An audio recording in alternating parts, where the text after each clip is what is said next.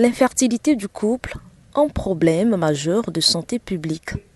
La question a été au centre des 5e journées de la Société congolaise de biologie et médecine de la procréation, associée à l'inauguration du centre d'assistance médicale à la procréation de la Fondation Matete, tenue du 14 au 15 juin dernier à Brazzaville. La première journée était ponctuée par plusieurs allocutions, à l'instar de celle du ministre Gilbert Mokoki de la Santé de la Population, qui d'emblée a situé l'actualisation de la problématique de ces journées à travers la problématique d'état des lieux sur l'infertilité du couple et de sa prise en charge par l'assistance médicale dans le bassin du Congo. L'assistance médicale à la procréation est en nette progression à travers le monde. Dans de nombreux pays, la pratique a déjà été réglementée. En Afrique, des pays comme l'Afrique du Sud, le Kenya, le Sénégal, le Cameroun, la République démocratique du Congo y ont déjà pleinement recours. Nous pouvons rester en marge des avancées médicales et technologiques dans ce domaine.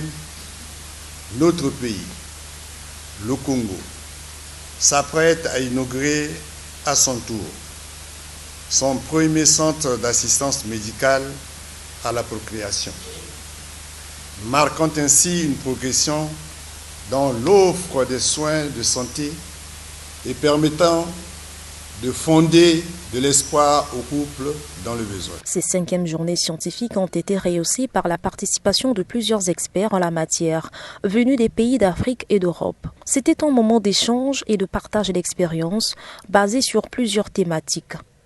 Ces éminents professeurs et docteurs de biologie et médecine de la procréation ont tour à tour fait la présentation du thème reçu.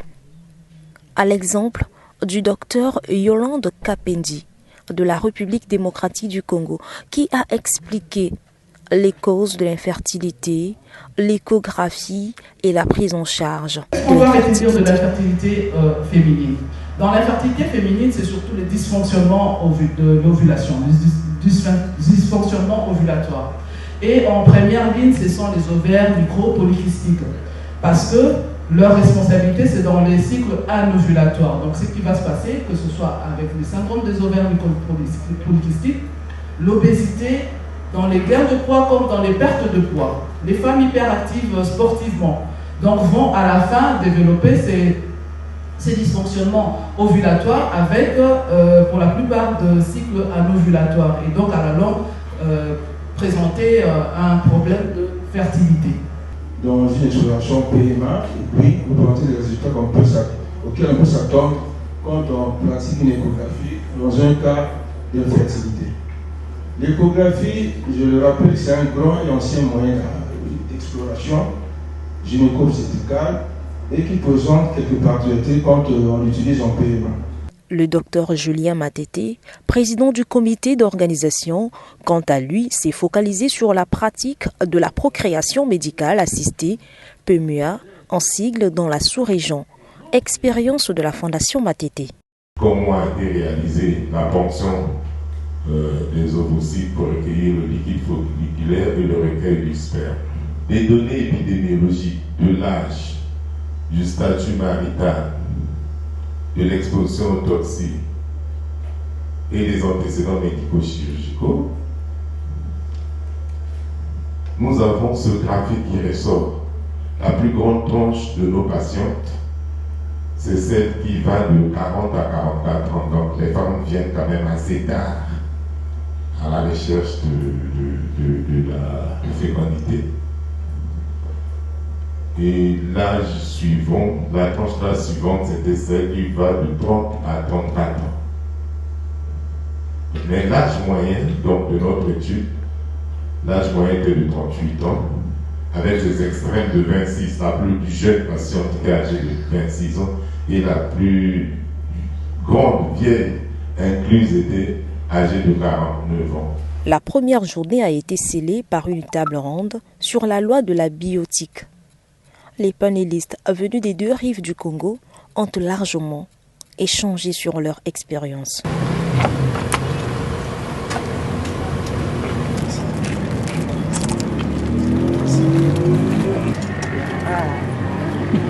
S'agissant de la deuxième journée, celle-ci était concentrée à l'inauguration du centre médical d'assistance à la procréation de la Fondation Matete.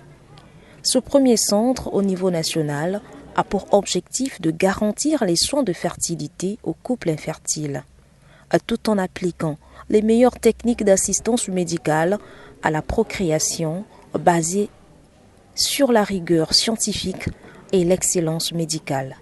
La technique vise aussi à faire en sorte que tous les couples désireux d'être parents de le devenir naturellement. Dr Alice Matete, directrice générale de cette clinique, explique ici les mérites du centre.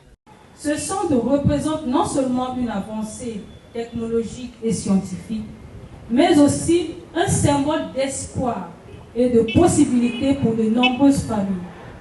Il contribue à la formation des professionnels de santé et réduit de façon considérable les évacuations sanitaires vers l'étranger. Conscients de l'utilité publique de notre centre, nous sommes déterminés à offrir les soins de la plus haute qualité avec humanité et compassion à tous ceux qui franchiront nos portes. Nous sommes astreints au devoir de réserve, mais notre objectif principal étant la lutte contre l'infertilité, je peux affirmer très haut que c'est ici que j'ai vu une profusion de familles retrouver le sourire devant ce qu'elles croyaient être impossible.